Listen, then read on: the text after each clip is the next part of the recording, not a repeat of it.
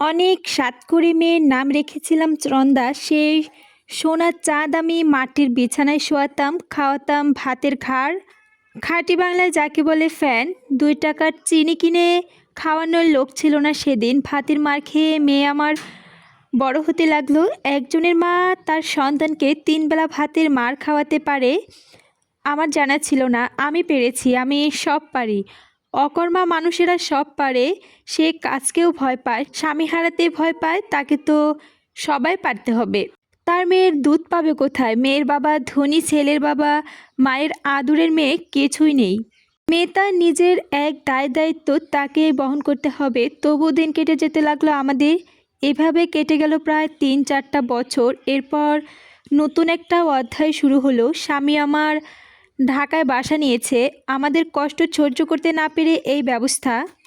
ছোট্ট রুম, ছোট্ট সংসার, সামান্য হাঁড়ি পাতিল, খাবারের থালা কেনার সামর্থ্য ছিল না। তাই পাশের রুমের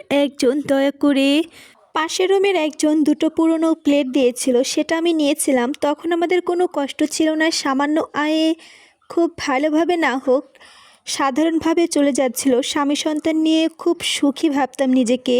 অনেক ঝড়ঝাপটার পর সোনালি সূর্য উঁকি দিয়েছিল। আবার কিছু চাওয়ার ছিল না আমার।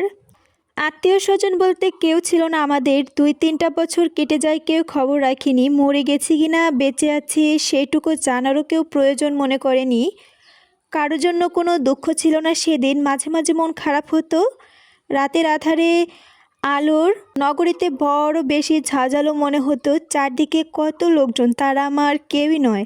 সব আপনজনদের চেহারা চোখের সামনে ভেসে উঠত।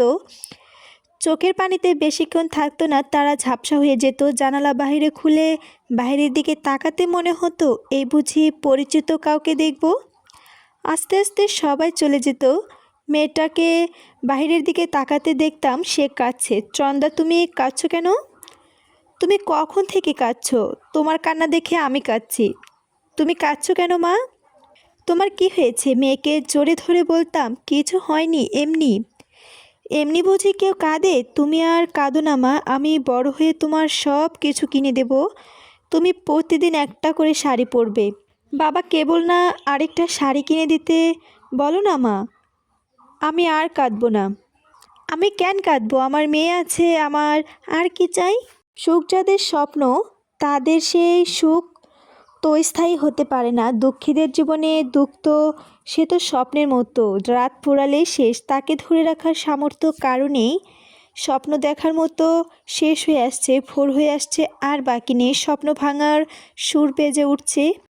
ভয় করছিল আমার। কিছুদিন থেকে সৃজন বলছিল একটা ভালো কাজ জোগাড় করতে হবে। এখন খরচ বাড়ছে, চন্দা বড় হচ্ছে, কিছু একটা করতে হবে।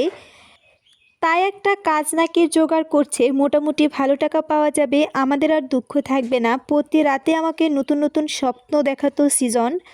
প্রতিদিনই টাকার পরিমাণ বাড়তে লাগলো। অন্যর দেখায় পুরনো প্লেটের পরিবর্তে নতুন প্লেট। এখন কাপড় চোপড়, নতুন বাসা, সামান্য ফার্নিচার, সংসারের যত বেশি কিছু জিনিসপত্র যোগ হতে লাগলো। স্বামী আমার তত দূরে যাচ্ছে। এই কাজ সেই কাজ বলে রাতে বাসায় ফেরার সময় সে বাড়তে লাগলো। চন্দা রাত 10টার মধ্যে ঘুমিয়ে পড়তো। আমি একা একা জেগে থাকতাম। কিছুতেই সময় ফুরাতো না, বারবার ঘড়ির দিকে তাকিয়ে থাকতাম। রাত 12:30। এ কি, 1টার দিকে বেজে যেত, তাও বাড়ি ফিরতো না সে। প্রথম জিজ্ঞেস করতাম, ভালোভাবেই উত্তর দিত, কিন্তু এখন সে মুড অফ থাকে। কোনো রকম কৈফিয়ত দিতে রাজি নয় সে। এমনটাই হবে। ইচ্ছে হলে থাকো, নইলে চলে যাও, আর কিছু বলার থাকে না। আর কিছু বলতামও না। আস্তে আস্তে আরও পরিবর্তন ঘটে। তারা জামা কাপড়, জুতা, ঘড়ি, আংটি সবই যোগ হয় তার দেহে। এসব কিন্তু তার মূল্যবান হয়ে ওঠে। কোনো কিছু ছাড়া এখন আর সে বাইরে যাওয়া চলে না। এখন মূল্যহীন বলতে ঘরে আমি। এখন ঘরের ময়লার মতো ডাস্টবিনে আমাকে ফেলে দিতে পারলে বেঁচে যেত সে। নতুন